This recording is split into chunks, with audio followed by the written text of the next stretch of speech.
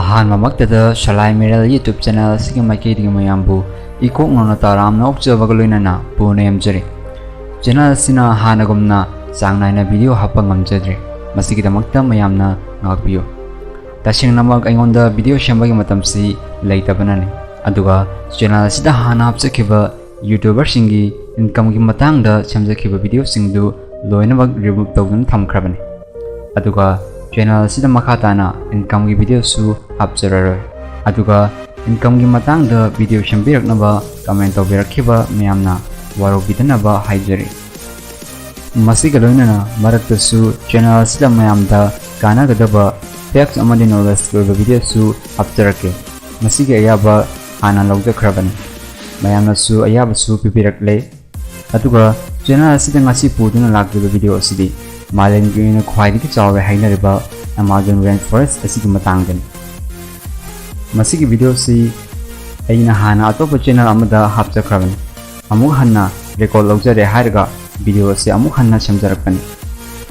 Parimayam video room the Maya on Silasi Forest Asida Kari Labagi Habdo Karakaminachi Soiva Aramba Yoglabas Mayamna Ukiel Somanga Piramu Haiduna Salai Mirel YouTube channel Sigma Kedi Ningsing Jerry Video si loyo follow the name so with an interesting or behind a target. Mayamna amazing facts amadi knowledge na tragana YouTube ki information kaya taba amadi yengba fombina bitamakta Salai Mirel YouTube channel sibo subscribe tawduna thambiyo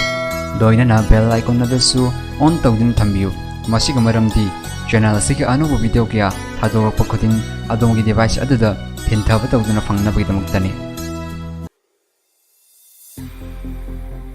Prithvi asida angakpadana thallaba mafam kaya amramdi masing thingamdana leiribane aduka thaina mamangai kuiraba matam jahi 40 million sena leirklaba malangi oinasu khwaidagi angakpa kayagi tungnafam oiduna leiriba kiningai tena thallaba umang aduka malangi oinasu 100 ki manungda 20% moki changdasu hairaba rainforest asina oxygen piduna lagliba umang amane aduga amana Amazon Rainforest asi park chawbagi size asi yenglurabadi Prithvi asida leiriba achoba country taragi manungda leiribani aduga forest asigi saktam asi mioiba ikhoigi thabombi haibadi lungs asiga Amazon Rainforest asiga mani hainasu hainaribani Amazon Rainforest asida ngasi phawda akhang ahikayana tisin mallepa naidre aduga tijilaba makhaigisu angapakya thengnaba uwa fangli hairiba forest asida jiba makhal khaktada numit bhumi gi manungda anu jiba makhal kya uwa fangli aduga nungaitaba ama hairagadi forest asida numit khudingi jiba makhal chama kuntha tariki matukta hena musilaklibane aduga hena ngakniba wafam amana Amazon Rainforest asida sanagi to oiba shahar amasu lei haina hainari Hairiba sara asiga maming asi Eldorado haina khangnari adubu century ani moksida shahar asigi na haiduna chapchaba wafam amatasu kanana khangma ngamdribani aduga ngasi fawa asida Eldorado thanagi to oiba shahar asigi matangda wahang oinama adum leiri tasengna shahar asibu leiribra natragana sunglei leita pot amada hazarani haibagi mata amagumna haijinba oiribra haibidudi kana su khangba ngambanati Amazon Rainforest asida upal singamarta leiriba jiba makhal khaktada lakun manga hena forest asida leiribani aduga atopa tongan ba jiba makhal khaktada chawrakna nga makhal lising ahom hena forest asida leiri amadi reptile makhalna chahum humdra hena leiri aduga uchek singi makhalna lising amaga chahum gi mathakta forest asig manungda uba phangni hai kriba jiba makhal mayam asi akhang ahi kayana tasengna thijilama matungda tasengna lai haina khanglaba jiba makhal sing adubani aduga ikhoina khangba ngamdriba jiba makhal kaya amarumsu umang asida leiribani Amazon Rainforest asida khunda leita duna leiriba yelhomi asi chawrakna makhal chonga hena khunda duna leiribani adubu makhoi makhal kaya asidagi chu khara makai su discover tawgadabasu watli kanglo khara amadi mapal gi miyoi singa loina tinaduna leiri amadi makhoida laik laisu tapi tambiba kaya amasu yauribani adubu kanglup khara amadi mapalgi moy singsiga tona tinaningdabasu yauri makhoigida oiba sangsar asidiki hindongingdaba tribe makhal kaya amaromsu Amazon rainforest asig manungda lairibani aduga makhoi singsiga manakta atopa mapalgi moy singna sangsilobi matamda ta amadi ten kapa kaya tawduna attack pawba tawi aduga amaromda Amazon rainforest asida yel hongaidagi laiklaba community tribe makhal sing marktasu mi chaba tribe makhal forest asida lai hainasu hairi amaromda hosik matam asidadi miyoiba asida natana hui hangdong fawbada phirol setpa yawnarabani adubo forest asidagi lairakliba yel homi singi phirol asidi una wanana fizet oina set aduga makhoi singsi marakta kanglup khara amana pi sungset settaba amadi kanglup khara amana sumna tangi private part khaktada pi setuna lainaribani aduga ngasi fawbada kanglup makhal singsi ta amadi ten paiduna sa ose faduna chabagi thawong chathai adubo maida lawduna charabasu munba mundaba haibasimadi fazina khangba ngamdre adom na karigumba kanda uma samanba usang makhal ama ukibaga leibra aikhogi prithibya chida saklon lawba hiba usang makhal kaya sule aduga leiriba usek singi maraktasu angakwa phangna pukning huna fajaba kaya amaromsu leirebane adubu Amazon rainforest asig manungda leiba angakpa usek makhal kaya gi marakta hena angakpa oiba yengbada usek amani haiba ngamdaba adugumlaba usek amane potu aduga potu hairiba usek makhal asi aikhoina yengbadadi usek amagumna uba ngamde masig maramdi makhoina tongliba u adugumna masak lawduna mati amata lengdana namit kya umja kya amarom leiba ngambagi magul amasu potu hairiba usek asida yawduna legi aduna karigumba hek mai leiduna yenglubadadi usa akangba amani haina khanbasu yaribani potu asi Amazon jungle manung asida pekulopda yamna haitoi singthoiraba usek ama oiduna leiri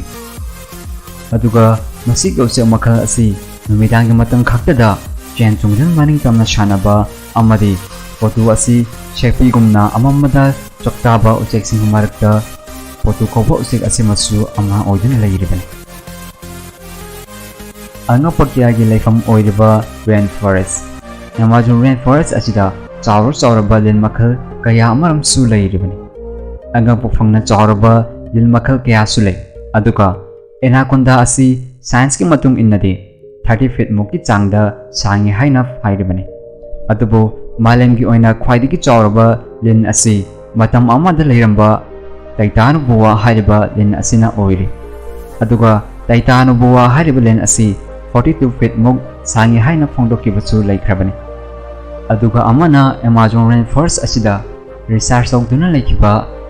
passive fossil cover researcher asina phongdokibagi matung innadi Amazon jungle asida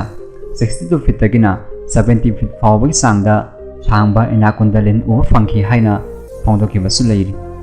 aduga wafam amana channel asigi nungsijaraba viewers amani subscribers singna amutang khalaga yengbiu 30 feet sanglaba lin amana imangda leirabadi adom kari tawbagi tawba ngamgani haibido comment section da amdu thambiram Amazon river da leiriba electric asi current asi kayam kanbagi machine miyoiba khoibu sihenba ngamgadra aduga electric asi current asi karamba matamda thadokpagi electric asi current asi 600 volt fawba thadokpangam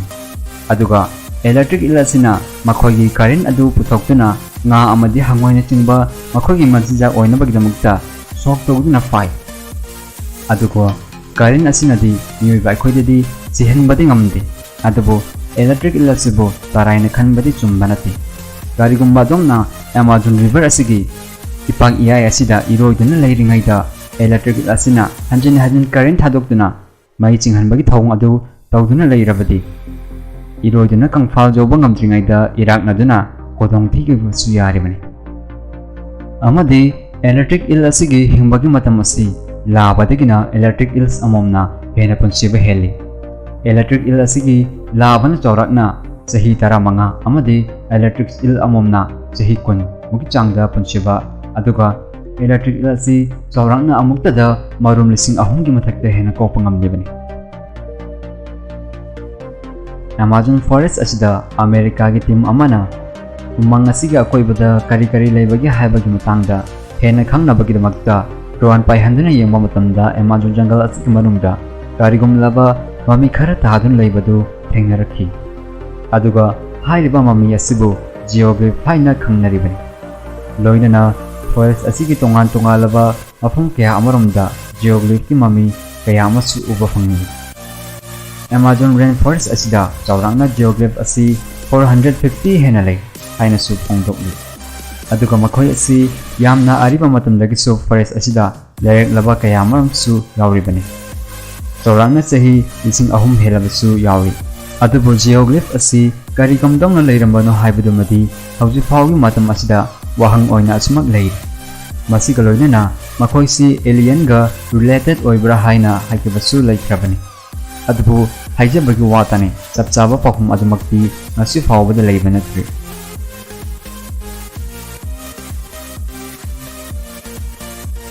Amazon River asigi hawrafum asi Peru haiba lebak asidigi atopa lebak ya landuna laglaka Atlantic Ocean asida mahaki panthongpam oiribani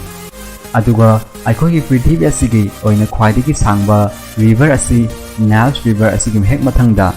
Amazon River asina oiribani aduga Amazon River asigi asangbagi changsi chaurakna 7000 km muktane aduga matam amada Amazon River asigi ising asi yamna fajaba lunana leiramba irang langba ising ama oiramlibani adubu chawkhalapagi matung induna lakpa kaya asina Amazon River asigi naknaba mafum kaya amada factories na chingba kaya ama thamjilakpadagi maram oiraga river asigi ising asu hena machine hanbada hena chawn mateng pangduna leiri masiga loinana Amazon River asigi ising asi thakpa yabra natragana sing asi thakpa yadabra haibagi matangdasu mayam punna khangminasi garigumba factories ki manak na leiba river asigi sing adudi afava oide aduga atopa mafum jaga singdugi sing adusu thakpa yabu oide masig maramdi ising aduda mahik ni singba kaya amaru masing thingamdana yauduna leiribani loinana Amazon River asida chawrangna tributaries 1100 ki mathakta leiri aduga river asida ngamakhalsu ising ahum hena leiribani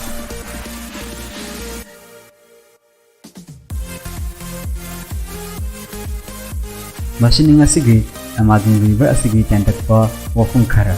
ngasigi video asida solkilan kiba haigada wana hai hauda haida wana haigaba thoglabsu video asibu yangira mayamna jalbaw ngapira mo haidna channel asina haijari aduga video asibu adomna pambirabadi like amadi comment share tawbiram ba haibasmaga tawbirangano matigaloinana channel asida ahanba amadi asigumba amazing oiraba text amadi YouTube ki information kaya makatani mo khagina bigdamakta channel asibu subscribe tawsinbin thambiu loinana bell icon adusu on tawdin thambiu masiga maramdi channel asiga anubu video ama thadropaga adongi device aduda ahanba oina phangna bigdamaktani aroi basida channel asiga nungsijaraba viewers amadi subscriber mayambo Salai Mirel YouTube channel asina amuka hanna ikokna na koiramjeri mathangi anubu video amada amung hanna thengnarasi